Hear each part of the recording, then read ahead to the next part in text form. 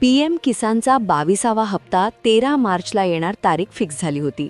पण तेवढ्यात मुख्यमंत्र्यांनी महाराष्ट्रातील शेतकऱ्यांना 4,000 रुपये विशेष अनुदान देण्याचा जाहीर केला आहे. गुढीपाडव्यानिमित्त शेतकऱ्यांच्या खात्यात 4,000 रुपये जमा होणार, म्हणजे टोटल 6,000 रुपये शेतकऱ्यांना या महिन्यात मिळणार आहेत. या महिन्यात 13 तारखेला पीएम किसानच्या हप्त्याचे 22व्या हप्त्याचे वितरण होत आहे.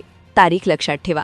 पण त्यानंतर तब्बल 5 ते 6 दिवसांनी गुढीपाडव्याला शेतकऱ्याला आणखी 4,000 रुपये मिळणार, म्हणजे या महिन्यात शेतकऱ्यांना 6,000 रुपयाचा लाभ मिळणार आहे. आता पीएम किसानचा हप्ता आणि 4,000 रुपयांचा बोनस हे पैसे सगळ्या शेतकऱ्यांना मिळणार नाहीत. यासाठी 2 कागदपत्र शेतकऱ्यांना जमा करावे लागतील, कारण की बँकांना तसे आदेश दिलेत. हे कागदपत्र शेतकऱ्यांना जमा केले असतील तरच पैसे टाका, नाहीतर टाकू नका. आता पहा, ही माहिती तुम्हाला GR मधून आम्ही दाखवतोय पुराव्यासहित. माहिती तुम्हाला सांगणार आहे काय अटी आहेत, काय शर्ती आहेत आणि 6,000 रुपये मिळवायला कोणते 2 कागदपत्र द्यायचे, पुराव्यासहित अधिकृत माहिती तुम्हाला समजणार आहे. यातला सगळ्यात महत्त्वाचा मुद्दा जो आहे तर तो आहे 2 कागदपत्र. आता ज्या शेतकऱ्यांकडे ही 2 कागदपत्र आहे त्यांना 4,000 रुपयांचा बोनस तर मिळेलच, पण 2,000 रुपयांचा EMचा हप्ता देखील मिळणार आहे.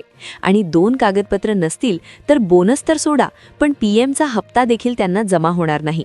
पहा, या गुढीपाडव्यानिमित्त सरकारने शेतकऱ्यांना खास गिफ्ट देण्याचं ठरवलं आहे. आता शेतकऱ्यांना टोटल 6,000 रुपये हा लाभ मिळणार आहे. पहा, राज्य शासनाकडून प्रत्येक वेळी 2-2 हजार रुपयांचा लाभ फक्त मिळायचा. केंद्राकडूनही 2-2चा मिळायचा.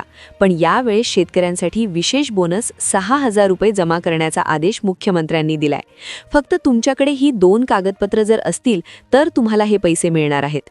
पहा, हे पैसे सगळ्या शेतकऱ्यांना सरसकट मिळणार नाही. ज्या शेतकऱ्यांकडे ही 2 कागदपत्र आहेत तर त्यांचा गुढीपाडवा प्रचंड गोड होणार आहे. पुराव्यासहित आपण माहिती घेणार आहोत.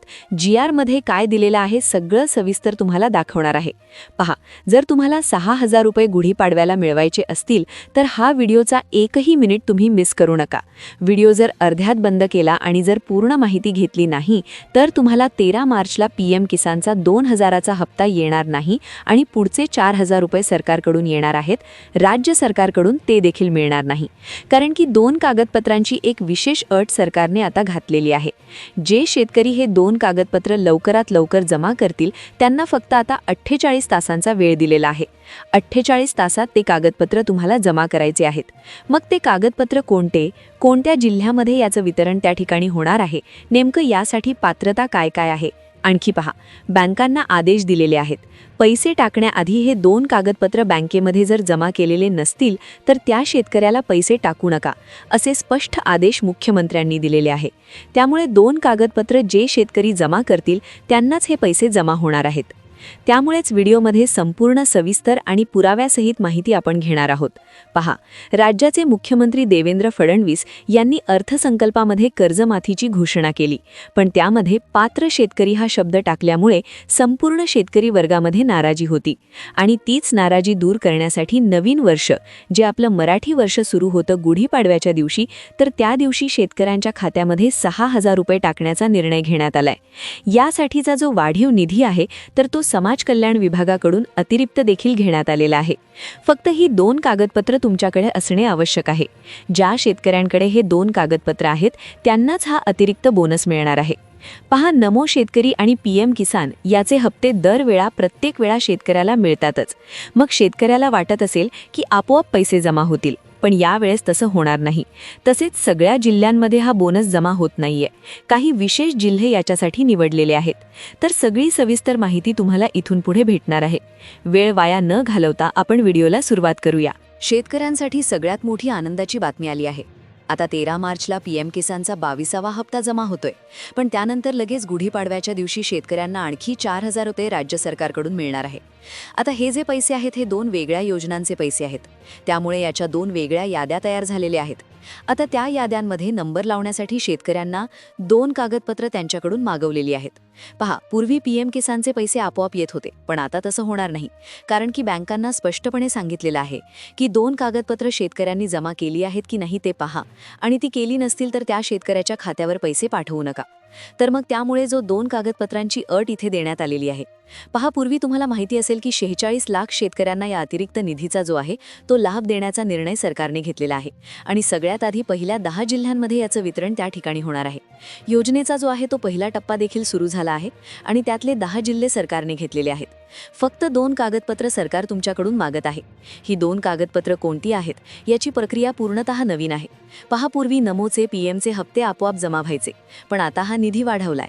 पहा, अतिरिक्त 4,000 रुपयांचा बोनस तुम्हाला द्यायचा आहे, त्यामुळे पद्धत थोडी बदलली आहे. त्याच्यामुळे त्याचा GR देखील नवीन आलेला आहे आणि त्या GR मध्ये काय अटी घातल्या आहेत तर ते तुम्हाला लक्षपूर्वक पाहावं लागेल. आता सगळ्यात महत्त्वाचा मुद्दा की महाराष्ट्रामध्ये 36 जिल्हे आहेत. तर कोणत्या कोणत्या जिल्ह्यामध्ये आपल्याला या पैशांचे वितरण होणार आहे? कोणत्या जिल्ह्यामध्ये सगळ्यात जास्त शेतकरी यासाठी पात्र आहेत? कोणते कागदपत्र ते आपण पाहूयात. आता लक्षात घ्या, 36 जिल्ह्यांपैकी पहिल्या टप्प्यात 10 जिल्ह्यांमध्ये प्रक्रिया सुरू झाली आहे. मात्र याचा अर्थ असा नाहीये की इतर जिल्ह्यांना लाभच मिळणार नाही. पहिल्या टप्प्यात 10 जिल्हे निवडले आहेत तर बाकीच्या 26 जिल्ह्यांचा नंबर देखील लावला जाणार आहे. पहा, आता मग आपण जर सगळ्यात पहिले जिल्हा बघितला तर तो अकोला जिल्हा आहे. बघा, जिल्ह्यांची यादी जर आपण बघितली तर त्यामध्ये पहिला जिल्हा आहे तो अकोला जिल्हा. आता सगळ्यात आधी आपण जिल्ह्यांची यादी पाहूया आणि मग त्यानंतर 2 कागदपत्र कोणती जमा करायची की ज्यामुळे तुम्हाला PM किसानचे 2,000 आणि राज्य सरकारचा बोनस 4,000 मिळणार आहे या जिल्ह्याची यादी पहा. सगळ्यात आधी अकोल्यामध्ये ही योजना राबवली जाईल. तिथल्या शेतकऱ्यांना 6,000 रुपयांचा लाभ मिळू शकतो. त्यानंतर अमरावती जिल्ह्यामध्ये देखील 6,000 रुपये येणार आहेत. तिथल्या शेतकऱ्यांना या नवीन योजनेचा फायदा मिळेल. राज्य सरकारकडून वाढीव अनुदान म्हणून 2,000 अधिक 4,000 रुपये दिले जाणार आहेत. गडचिरोली जिल्हा हा तिसरा जिल्हा आहे. तिथेही 6,000 रुपयांचं वितरण होईल. त्यानंतर धुळे जिल्ह्यामध्ये 6,000 रुपयांचा नमो हप्ता वाटप केला जाईल. यासोबतच आणखी 7 जिल्ह्यांत नंदुरबार जिल्ह्याचा समावेश आहे. तिथेही हा हप्ता मिळेल. आता नेमकी या जिल्ह्यातील कोणत्या शेतकऱ्यांना 6,000 रुपये मिळणार, पात्रता काय आणि 2 कागदपत्रे कोणती याची माहिती घेऊ. पुढचा जिल्हा आहे परभणी.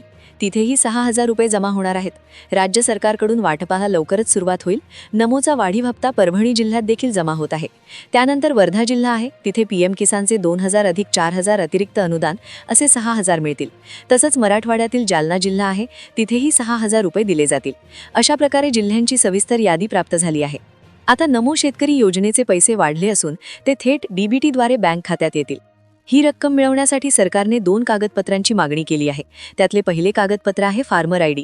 या फार्मर IDच्या आधारावरच तुम्हाला 4,000 रुपये जास्तीचे मिळणार आहेत. तुम्ही जर फार्मर ID काढला नसेल किंवा अर्ज करून मिळाला नसेल तर कमेंट करा. तो लवकरात लवकर काढून घ्या, कारण त्याची पावती अपलोड करावी लागू शकते. ज्यांचे फार्मर ID कार्ड तयार आहे त्यांनाच हे वाढीव पैसे मिळतील. दुसरे महत्त्वाचे कागदपत्र म्हणजे उत्पन्नाचा दाखला.